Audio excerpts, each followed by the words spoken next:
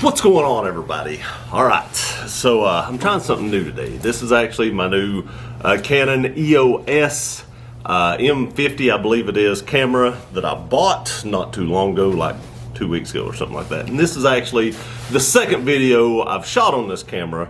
Just hadn't got the first video edited yet or uploaded, and that'll be on my Gear Runner channel. So if you like cars, trucks, stuff like that, go check out the Gear Runner channel. It's my main channel. I have way more subscribers over there.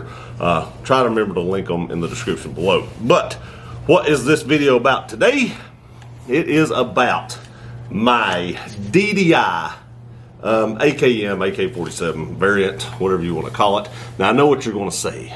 DDI, oh my God, they're horrible. They've got all these problems. Everybody's seen all the problems and stuff like that.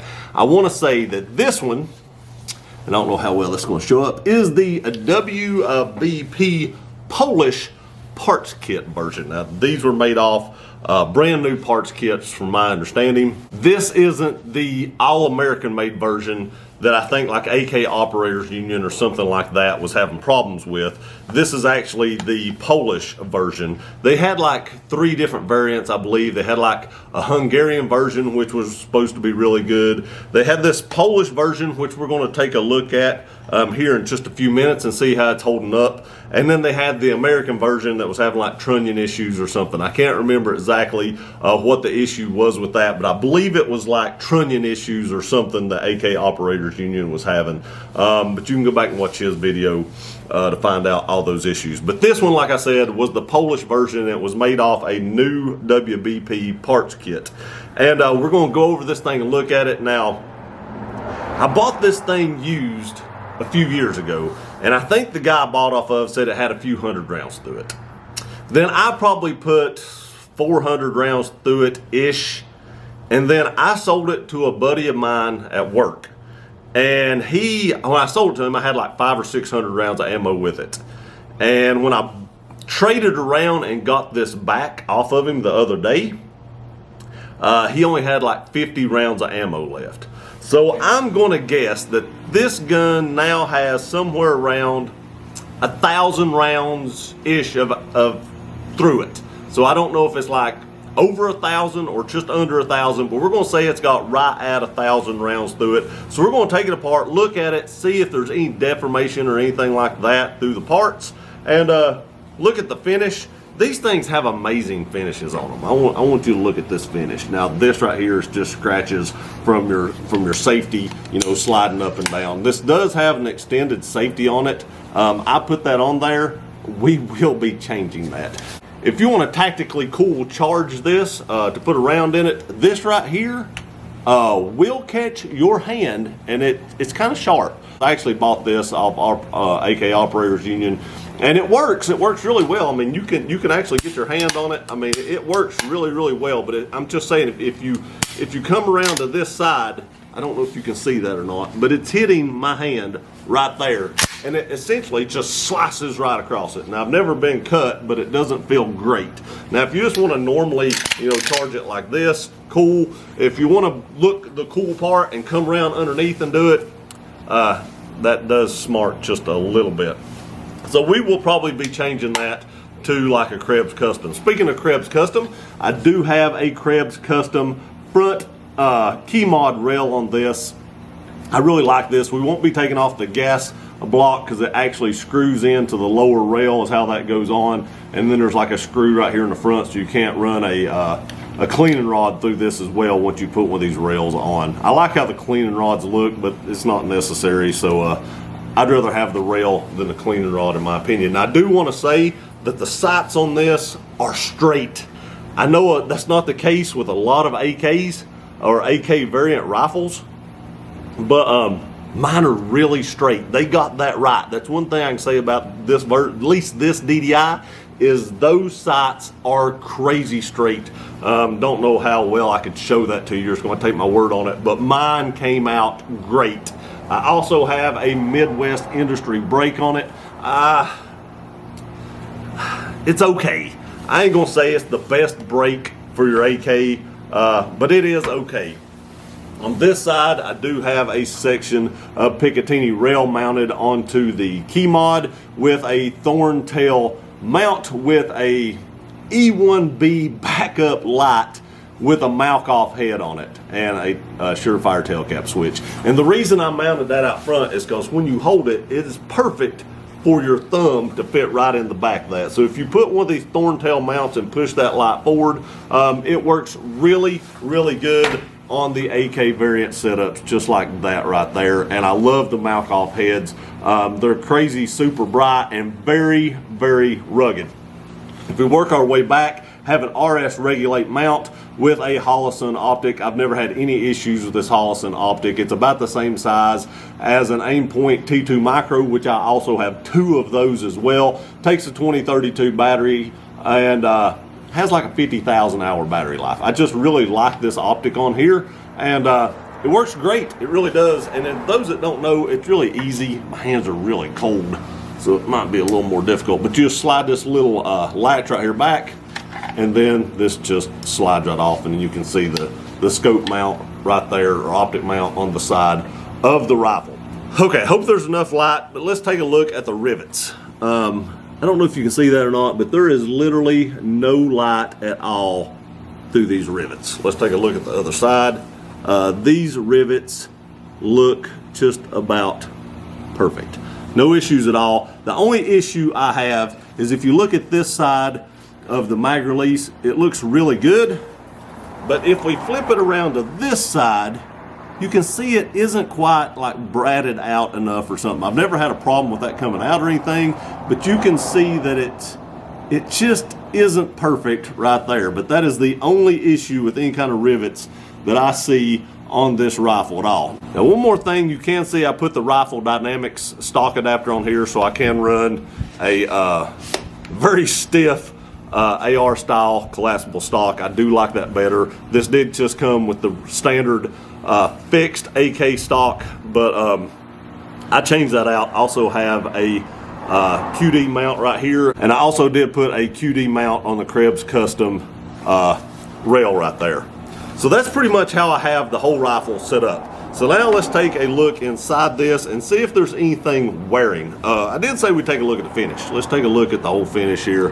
Nothing shows any sign other than where like just stuff sliding, like maybe a little bit on this mount where the RS regulate slides back and forth, and then on the other side where the safety slides back and forth. But other than that, there is no wear. The finish they use on this is amazing, actually.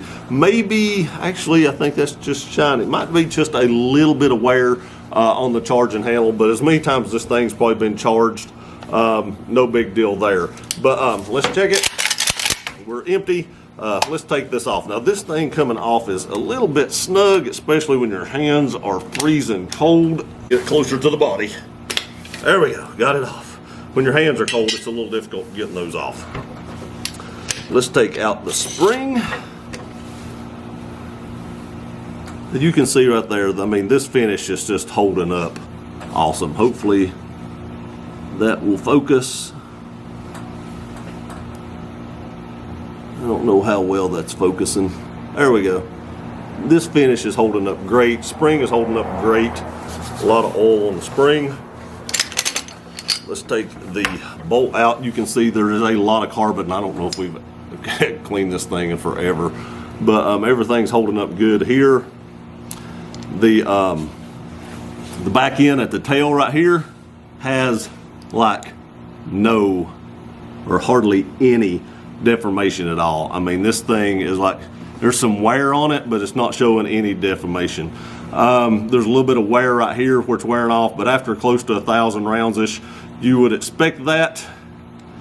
And if we take out the bolt, it does have the thicker bolt, does have a floating firing pin, and then you can see the wear marks on this. Just looks, well, I say you can. If this camera, there we go. You can see the wear marks on this is very, very minimal, and everything looks really good. Just some normal wear and tear in the finish.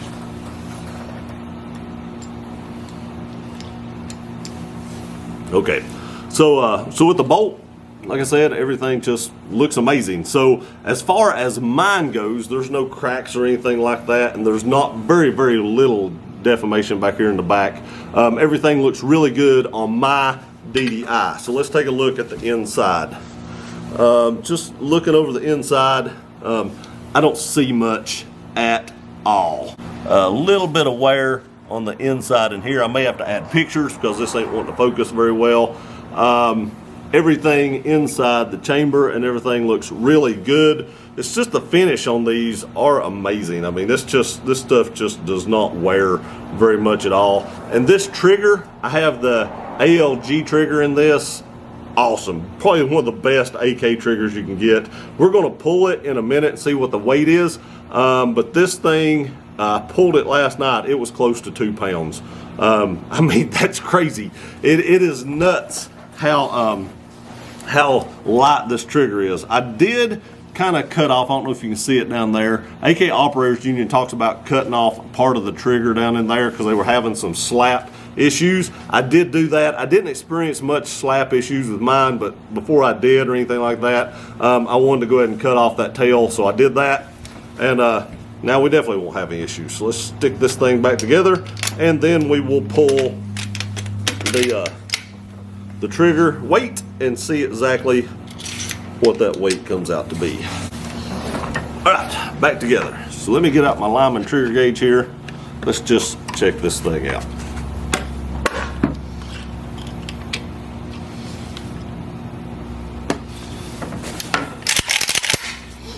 Okay.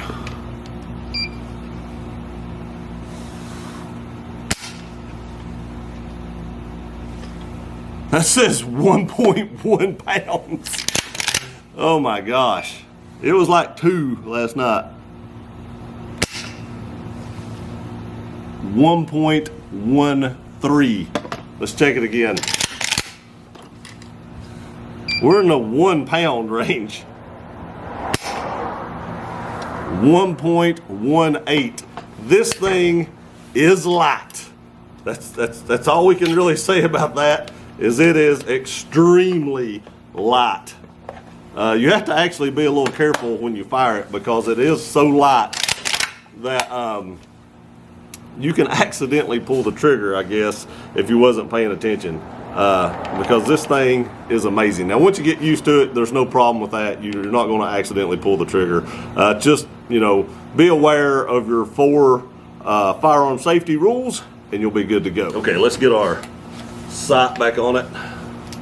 That's all there is to putting the sight back on. Now, like I said, I've not had any issues with my DDI. You looked over it, you've seen everything about it. The finish is amazing. It's not wearing much.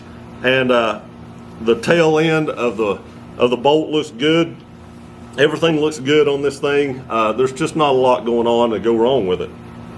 I really think that the full American-made version of these were the ones they were having most issues with. The ones they built the parts kit with, I haven't heard a ton of issues about, and mine seems to be along those same lines. I just didn't have a ton of issues. Now, since I bought this was actually bought or made. It was actually made in Knoxville, Tennessee, which is just an hour and a half, 2 hours away from me. So that's one reason I wanted one of these, because it was actually made really close to where I live, and I just thought that was kind of cool. But since this thing has been produced, they've actually sold out to Palmetto State Armory, and I believe Palmetto State Armory actually did away with the whole company, if I'm not mistaken. I believe I read that the other day. But this WBP version has worked pretty well, and have never had a malfunction with it. The guy I sold it to said he'd never had a malfunction with it, and we're 1,000 rounds in. Now, I know 1,000 rounds isn't a huge test for reliability with a rifle and stuff like that, but I just got this thing back. Ammo's a little bit hard to come by. AK is still cheaper than 223, but it went way up in the last few months. Going to try to order quite a bit so we can do some shooting with this thing, but I like it. I like it so far. I actually have a couple of notifications on right now for other AKs, so whenever they come in stock, I'm going to purchase another one. Not DDI, it's going to be a different brand, but I can't wait to get it either. I just really like these rifles. They're very reliable.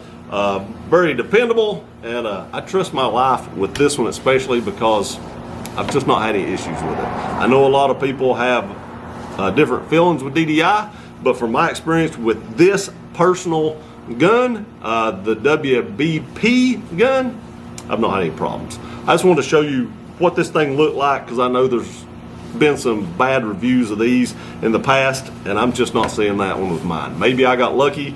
Maybe it'll be 3,000 to 5,000 rounds down the road I may start seeing issues, but for right now everything looks pretty good. I appreciate y'all watching this video. Please like, share, and subscribe. We'll see you next time.